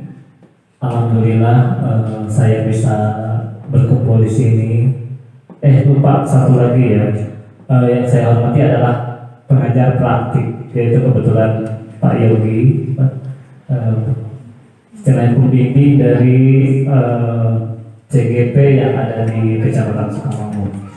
Nah, izinkan saya untuk memperkenalkan diri bahwa saya itu mungkin sudah kenal ya teman-teman yang lama. Nama saya Iwan Gunawan, saya mengajar di SDN Cimenyan, yaitu dari gugus Cimenyan. Pertama kali Pak gugus ini berkumpul bersama, apalagi ada kolaborasi dengan kegiatan CGP ini. Semoga ini menjadi menguatkan silaturahmi kita, terus bertambah ilmunya, dan Bapak Ibu juga mungkin bisa mengikuti jejak, mengikuti CGP, mungkin ada kesananya. Yang tema yang saya ambil yaitu segitiga restitusi, yaitu rentetan dari budaya positif yang tadi dijelaskan dimulai dari Pak Asep Sultron dan teman-teman yang lainnya. Maka yang kelima itu, yaitu yang terakhir adalah segitiga restitusi. Segitiga restitusi yaitu dikembangkan oleh Diana Gerson. Nah, ini dikontrol oleh William Desser. Jadi tadi kan sudah dijelaskan segitiga restitusi itu apa ya gitu. Sebenarnya saya mengulangi saja. Segitiga restitusi adalah suatu proses dialog ya, yang dimana dijalankan oleh guru atau orang tua agar dapat menghasilkan murid yang mandiri dan tanggung jawab. Itu udah bahasa yang tadi sama teman saya Bu Ila dan Bu Neti, itu udah nyambung semua. Saya ngomong selanjutnya itu sehingga nilai kebajikan atau keyakinan kelas itu menjadi kebiasaan, menjadi habit, membentuk karakter murid yang kuat. Nah, segitiga restitusi itu dimulai dari menstabilkan identitas yang tujuannya itu memberi kesempatan kepada siswa bahwa kekesalan atau kesalahan-kesalahan itu agar dia dikemukakan. Dan selanjutnya yaitu memvalidasi apa yang dia lakukan, kesalahan-kesalahan itu, sehingga Bapak Ibu guru atau para orang tua itu mengontrol, mengarahkan. Yang terakhir adalah menanyakan keyakinan kelas yang dibuat tadi, yang disampaikan oleh teman-teman saya yang tadi, yaitu ditanyakan kembali ketika ada siswa yang bermasalah. Ini posisinya sebagai manajer ya. Kalau tadi kan penghukum, gitu kan, teman yang 5 orang. Ini posisinya sebagai manajer. Nah, selanjutnya Bapak Ibu mungkin, ada contoh video ketika kita menangani kasus seperti ini. Mungkin seperti ini. Ada suara ini.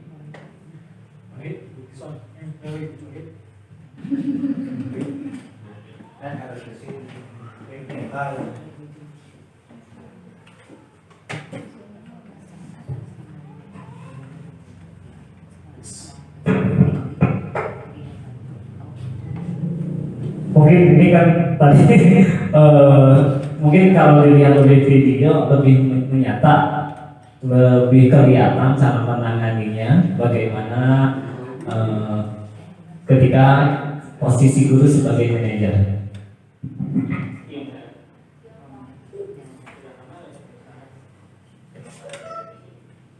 Stop Pak, kesel banget. Masa aku dikatain kok apa? Ya aku marah lah. Aku balik ngatain mereka di depan kelas. Kesel banget. Oh, nah ini memvalidasi ya, ini kan mendengarkan dulu anak-anak yang juga akan maaf apabila ada yang menyebut bapak seperti itu. Kemudian pada saat itu kamu melakukan Ya saya langsung ngatain mereka lah Pak. Kesel banget. Saya bentak-bentak dia di depan teman-teman lain. oh gitu.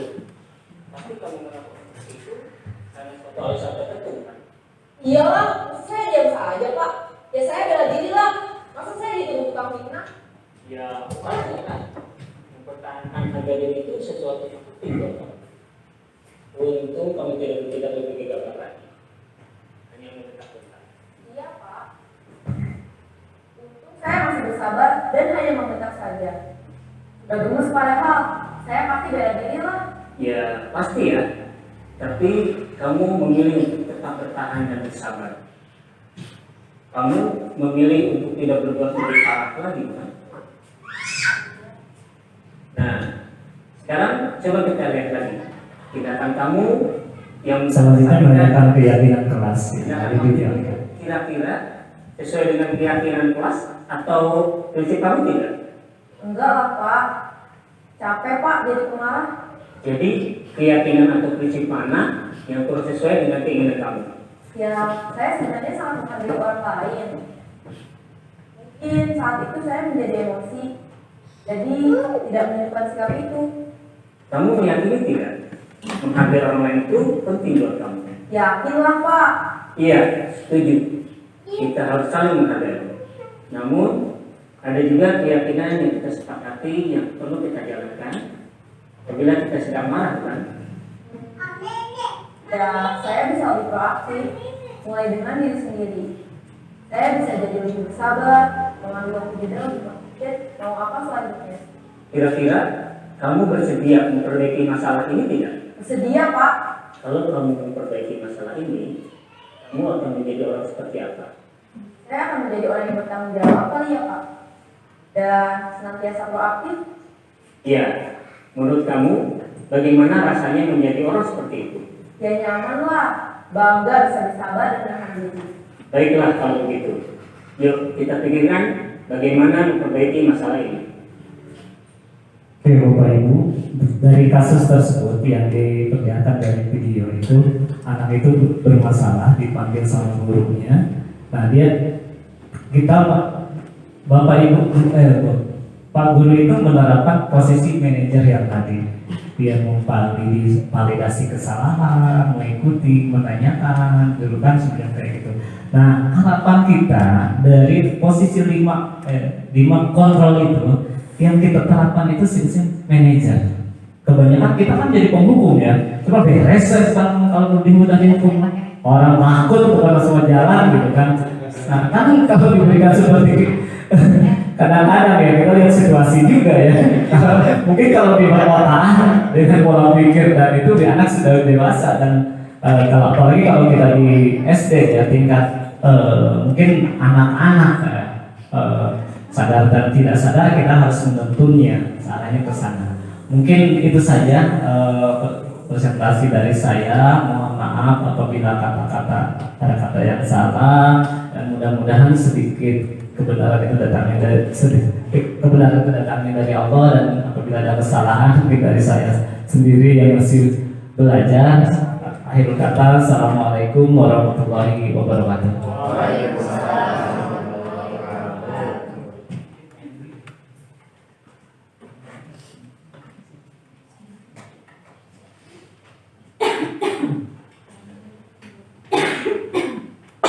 Baik, paparan berikutnya yang akan disampaikan. Udah ya?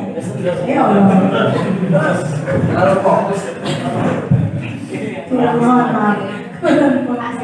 Ya, terima kasih kepada Pak Iwan yang sudah memaparkan tentang materinya. Mudah-mudahan bisa kita pahami dan bermanfaat bagi kita semua. Amin ya robbal alamin. Berikutnya sambutan dari pengajar praktik kami yaitu Bapak Yogi Prasetyo. Waktu dan tempat kami persilakan.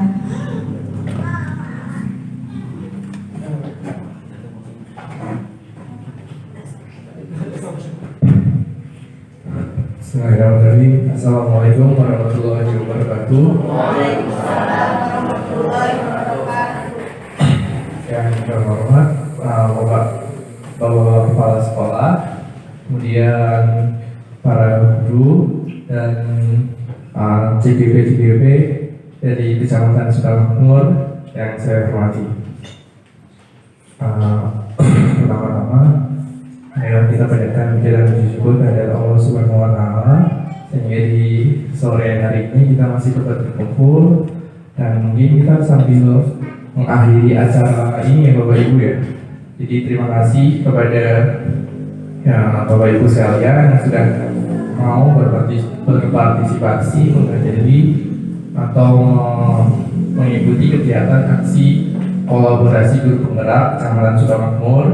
Semoga apa yang tadi disampaikan oleh Bapak Ibu guru hebat yang di depan ini dapat bermanfaat dan dapat kita terapkan di dalam kelas kita nantinya.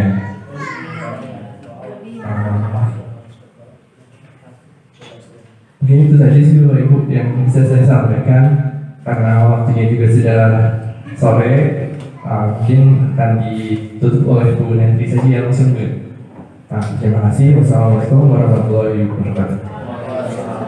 Waalaikumsalam warahmatullahi wabarakatuh. Baik Bapak Ibu guru hebat semuanya, menginjak kepada acara berikutnya ya, yaitu ada sesi tanya jawab, dan kami memberikan dua penanya hebat.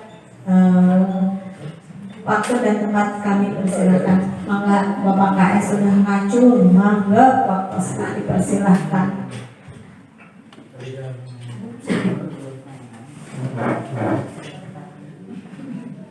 Assalamualaikum warahmatullahi wabarakatuh.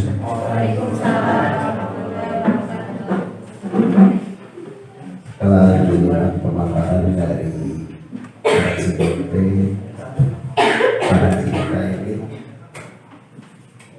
terfokus kepada bahasan yang disampaikan dari Pak Rik Teguh tentang macam-macam kebutuhan. Kawasan kebutuhan.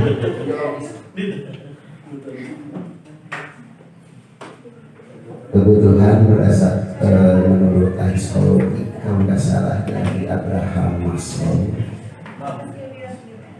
itu ada kebutuhan aktualisasi diri. Cuma kebetulan tadi dari Pak Arif itu kebutuhan psikologis, rasa aman, sosial, kasih sayang, sampai harga diri.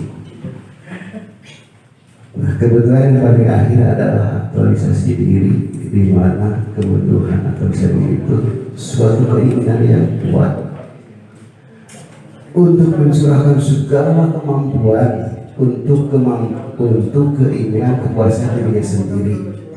Contoh, seorang kaya rela mengeluarkan hartanya demi berpolitik, gitu. Kalau kaya, gitu. Itu karena mengaktualisasikan dirinya. Termasuk kebebasan berekspresi. Oh, ini kebebasan berekspresi. Tapi kalau di kita kan terbatas ya. Jangan sampai kebebasan berekspresi terjadi seperti di Swedia. Nah, di siswa di kelas itu mungkin ada kebutuhan aktualisasi diri. Contoh, ya anak itu kan latarnya, bakatnya juga berbeda-beda. Kemudian rasa di atas rasa ingin dihargainya itu dia ingin kepuasan, menonjolkan kemampuan dirinya karena punya bakat tertentu, ya. Dan di sekolah pun sudah dicoba, kalau terlebih di sekolah lanjutan ada saluran-saluran dalam ekstrakurikuler, itu bagian daripada aktualisasi diri, ya. Tentu dibatasi kalau di negara kita itu dengan aturan-aturan, itu norma atau hukum, gitu. Nah, mungkin kenakalan-kenakalan anak yang memberantakan sampah, apakah itu termasuk kebutuhan? Karena kebutuhan aktualisasi dirinya, karena pokoknya ini aktualisasi diri, ini adalah kekuasaan saya, gitu ya. Sehingga walaupun berbenturan dengan aturan. Nah, untuk menyalurkan untuk memenuhi kebutuhan dasar ekspresinya, aktualisasi dirinya. Siswa itu seorang guru dalam memimpin pembelajaran itu ya triknya, caranya bagaimana gitu. Sehingga bakat yang dimiliki, obsesinya itu tersalurkan gitu. Jadi seorang yang kaya, seorang artis yang banyak uang, rela uangnya keluar banyak demi duduk di kursi parlemen gitu. Kalau orang dewasa, ini anak-anak juga aktualisasi dirinya, iya penyalurannya bagaimana itu aja. Jadi pengantarnya panjang, pertanyaannya pendek. Ya, pasti ada satu pertanyaan lagi kami tunggu ya. Baik, Bapak Ibu guru yang hebat, silakan bersuara. Ada? Terima kasih. Mangga, boleh.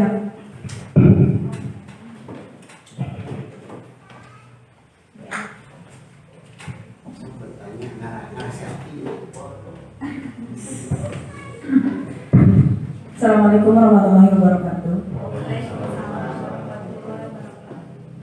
Saya mau bertanya mengenai bagaimana menerapkan secara menyeluruh tentang kebijakan budaya positif agar tidak salah langkah. Mengingat tadi tujuan akhir dari budaya positif ini adalah restitusi berupa kesepakatan dengan peserta didik.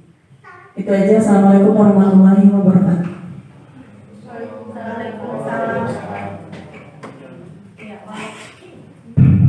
Waalaikumsalam warahmatullahi wabarakatuh. Baik ya, dua penanya dibatasi dan pertanyaan yang ke satu bisa dilihat di monitor, dan yang kedua juga sudah dituliskan. Baik, Pak Asep Supran, siapa yang mau tarik dulu? Ya, baik, mana? Terima kasih ya Pak atas pertanyaannya. Kebutuhan psikologis aktualisasi diri untuk memenuhi aktualisasi. Bagaimana peran guru agar semua terfasilitasi? Tadi diambil dari Maslow ya, masalah Maslow. Nah, yang saya bicarakan tadi itu dari William Glasser. Jadi memang sebenarnya hampir sama. Intinya di puncaknya itu kalau di William Glasser itu lebih ke tahan hidupnya itu yang paling penting.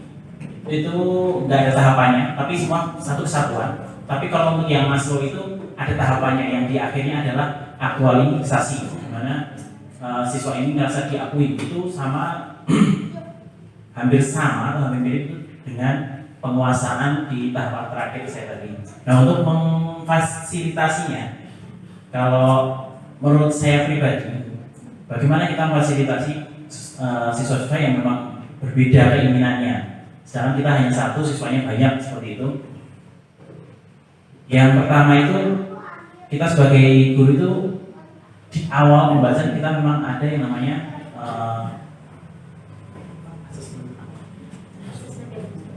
asesmen diagnosis itu. Kita cari tahu di situ itu tidak hanya untuk mencari anak ini sudah menguasai materi atau tidak, atau matematikanya sampai mana, tapi kita juga menganalisis anak ini sebenarnya butuhnya apa sih, dan dari tingkah laku setiap harinya kita bisa melihatnya.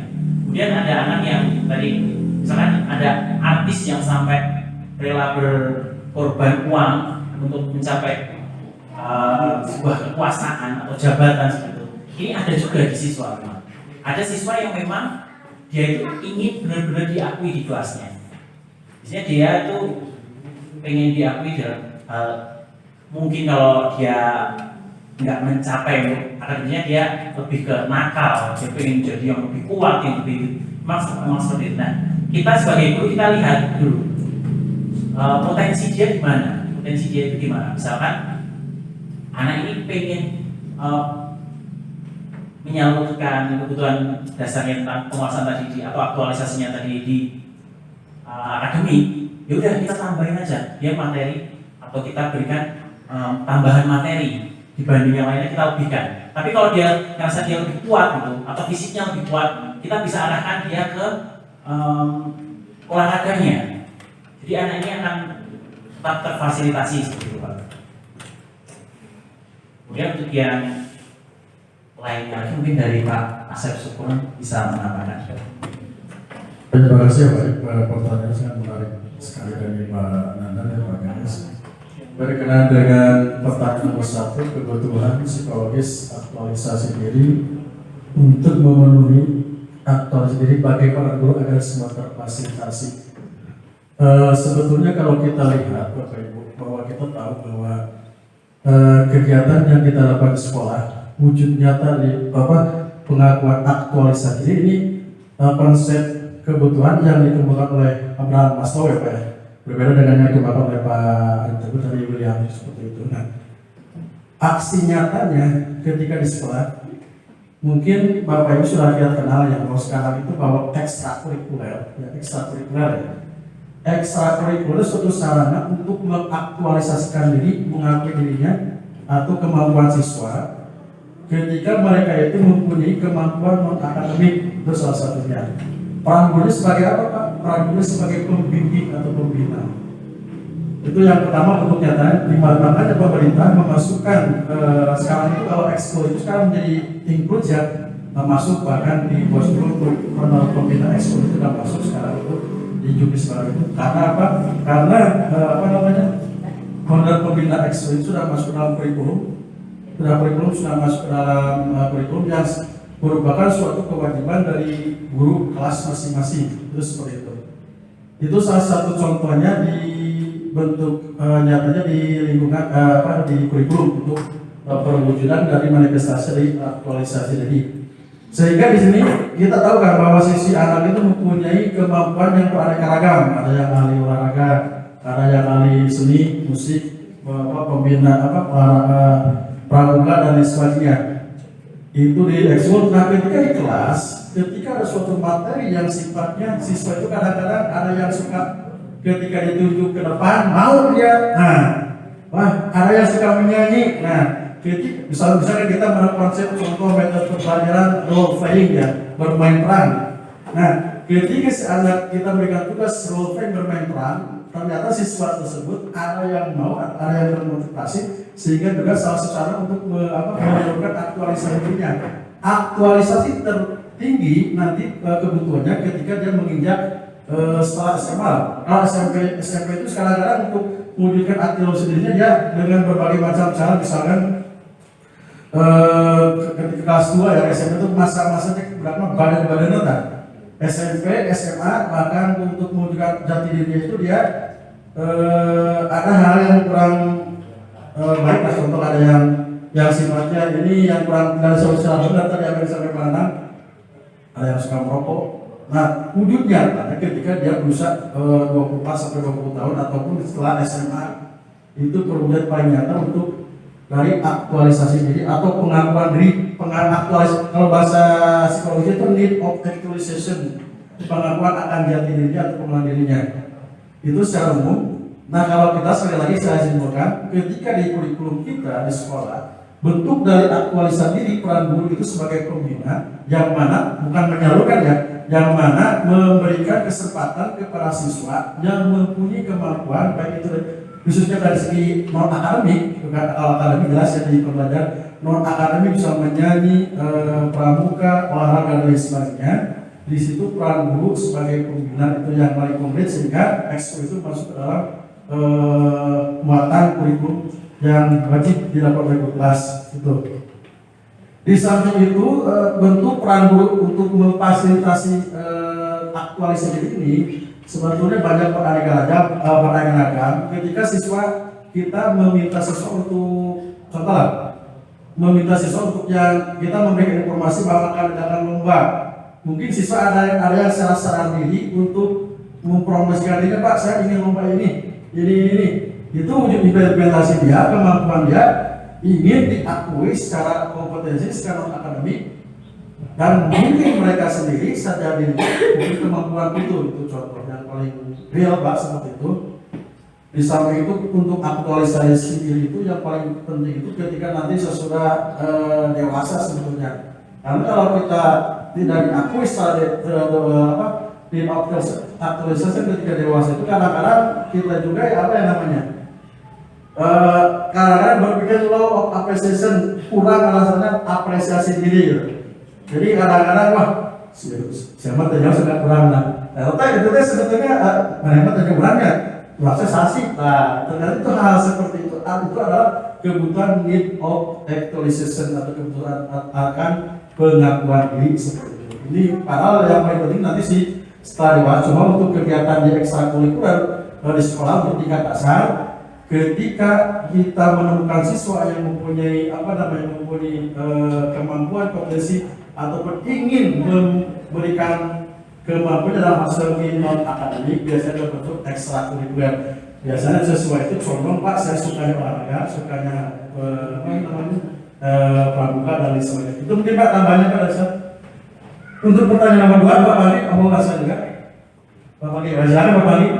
Saya menyesuaikan bisa Pak. Saya masih ingin nomor 1. Nomor 1 itu memang secara teoritis sangat banyak sekali kalau mau dibahas.